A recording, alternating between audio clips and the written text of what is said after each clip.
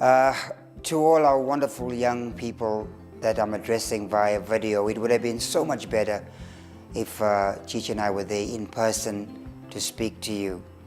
As Tudor and Chichi, we've just celebrated our 34th wedding anniversary, but also our 38th year of knowing each other. I met Chichi when she was mid-17s.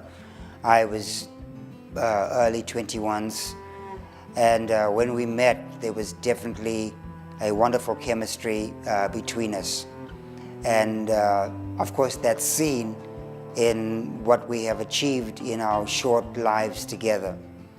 I always tell people that you never marry the person you can live with.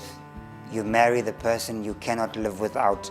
And even though that sounds nice and clever, it's very hard to determine who that person is you cannot live without. Because a lot of times in dating and in finding a life partner or a soulmate, we are so moved by an emotional rush, more of an infatuation than a love. And we have these wonderful heart palpitations and these, ooh-ee things based on muscles and shape and smiles and dimples and hairdo and nails and all of that stuff that goes along with being a young woman, a young man. And there's nothing really wrong with that. Because generally when we dating or trying to find somebody we want to hook up with or shack up with, whatever the case might be in the world we live in, for non-believers, they shack up and then make a decision. As Christians, we don't do that. We have a definite guideline for the way dating and leading to the path of marriage should be conducted. But all of those emotional rushes and so on are part and parcel of the excitement. Now, the man is on the hunt, the woman wants to be hunted, and when she plays hard to get, it's just actually she wants to be gotten. So it's all part of the excitement. And so here are a couple of guidelines. When Chichi and I were dating in 1978, there was no handbook or no manual or no guidelines for dating. I actually came from a church and in the city of Bulawayo, where we had a missionary, that it is said she only had a few dates in her life. And even though she was my mom and dad's age, had never married. And so she came and taught dating to us as teenagers. And it was so ancient, so antiquated, so unrealistic, so theologically unlocatable. And she insisted that when you were dating, you weren't even allowed to hold each other's hands. And she insisted on Bible distance and brought out this big, huge family Bible that nobody could carry. And that wasn't really realistic. And so here are some guidelines for 21st century couples that are dating, looking for their helpmate. Firstly, what you want to identify in both individuals, number one, is character. Before even spirituality is character.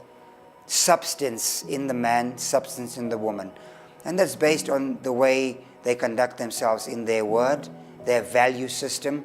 And some of the ways you can actually track that is kind of interrogate in a very decent way family backdrop, family background, mom, dad, the way they live.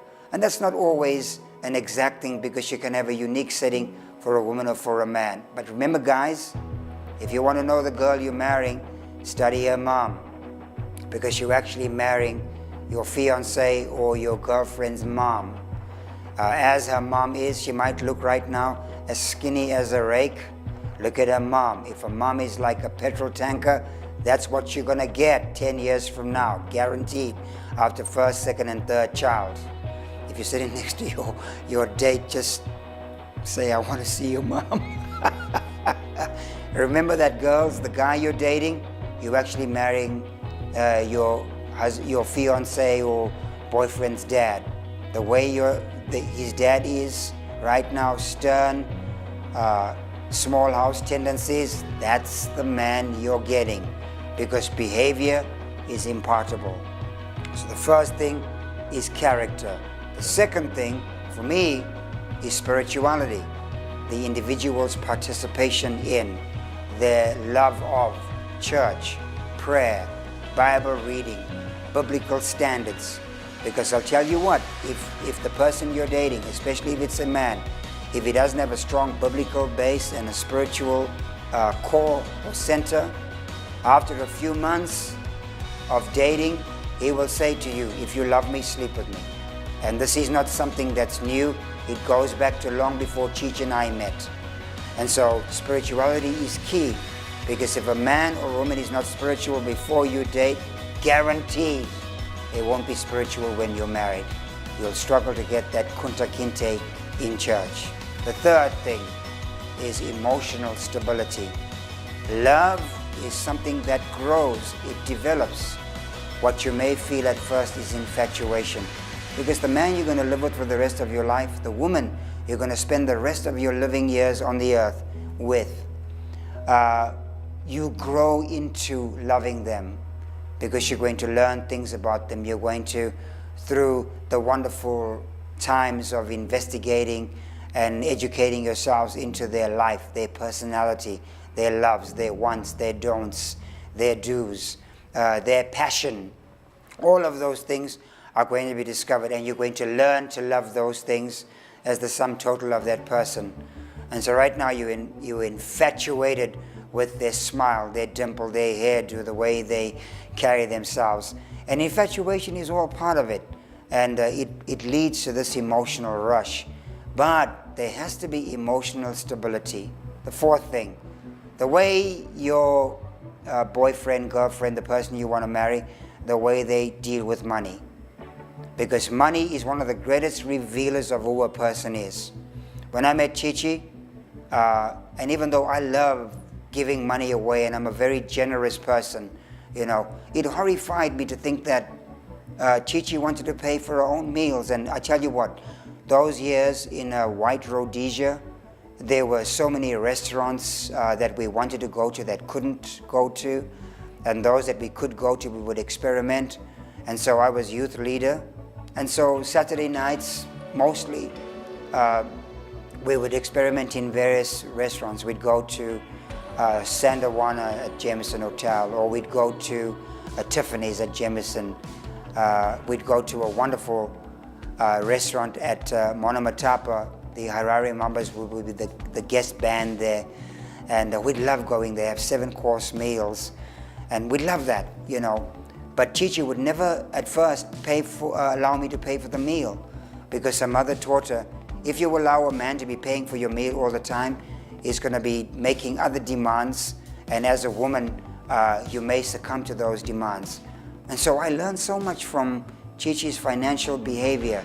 Chichi had a financial construct of saving money. She had a savings book, and I learned some of that from her, opening my own savings account. And so I still have my original savings book from Beverly Building Society and POSB Post Office Savings Bank. And I started putting money away. And I learned so much about who she was based on the way they dealt with money. They come from a business background and had grocery stores. And so eventually when I did propose to get married, and we did marry, Chichi had a substantial amount of money that she had saved based on percentages she was putting away every month.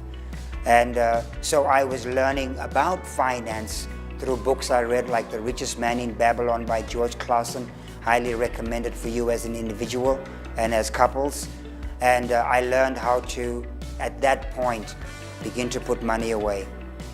My pastor at the time, who also had a strict financial regimen, the way he managed money, taught me so much about that. Because I tell you what, people that don't manage money well, never manage time well. And people that never manage time well, you really can't trust them. And so for me, I'm strict on time, I'm strict in terms of revenue, and Cheech and I have built a fairly reasonable empire based on fiscal or financial discipline. Please remember that. The next thing I want to mention, I think, is number 5 in terms of a guideline. Study the person you're interested in. Study the way they treat their parents, the way they respect, honor, disrespect, dishonor their parents. And the thing is that if you have, Africans generally, we come from broken homes, divided homes. Your mom or your dad may have had a child out of wedlock and so on. And so you might have a young woman who despises her dad. And generally, if you have that in a person's heart, as the years go by and grind out, they're despising a parent or dishonoring a parent grows into dishonoring you in your later years. Honor is one of the greatest things you can ever sow in a life. Now we come to basic areas of guidelines. Do's and don'ts. When you are dating, you are not building for just that kiss or that emotional rush. You're building for the future because the person you want to marry, you will have children with them. You will have an extension of who you are, what's in you, in children. And that then is seen in generations to come. So, the way that person conducts their lives in terms of their wardrobe, their job, their respect for their paycheck, all of these things become very important because it then tells in terms of values and core things. Ladies, never succumb to a man's sexual demands, because if he'll do that to you before you're married, he's going to do that to you with another woman after you're married. Do not lower your standard for somebody's appetite. I always recommend that, when Chichi and I started dating and we began to become very physical in terms of our kissing one another, we just felt that wasn't right. But we had no guidelines. And so we found a tool by Josh McDowell, leading Campus for Christ. And in that 12-tape series, we listened to them. Dr. McDowell provided wonderful guidelines. And so, because Chichi and I were so emotionally attached and mentally getting joined together, we knew that if we didn't provide guidelines in our dating based on our emotional and physical relationship, that down the road we were going to be sleeping with each other before we got married. And so we then put some guidelines. We wouldn't sit on a couch together because it was too dangerous. We would have very limited touch, and we wouldn't go on long distances traveling alone together, because we would open the door and create opportunities for for misbehavior. We set curfews where when I would visit her, mostly her, I would make sure that I was home at a certain time. Not that after that time we would do something that we couldn't do before the curfew, but the curfew became, it's like on a football field, the curfew became the boundary line, a hidden defender to say that, hey, there's a boundary here. And those guidelines really, really helped us. I can truly say to you, the reason Chichi and I have power in our marriage and the reason I have power in my ministry is because we were not sexually active before we got married. And I've seen many ministries that lack that kind of power. Some guys have this, we have this. Because of our ability, I just hurt my hands blast. But because of what we determined to be. And then we determined as a guideline to be an example of what it means to be a Christian couple. When at our wedding day, Chichi's uncle, Uncle Edward, got up and he spoke on behalf of the Vlahakis family, which is Chichi's maiden name. The first thing he said out of his mouth, which stunned me, he said, I've watched this young couple, Tudor and Chichi, for 4 years, because he lived next door to where Chichi lived. He said, and I can truly say that they have been an incredible example of what it is for a young couple to date. And he said, I want to commend you. He said, Tudor and Chichi, I want to thank you for being the example. He said, because I was really, really watching you. And so you have to be that example. And finally, guys and girls, you're not building for today, you're building for the future. Build on love. Build on love. Open your heart and your capacity for love. The person you want to marry, the person you want to date, you have to look at their capacity to love and their ability and want to love.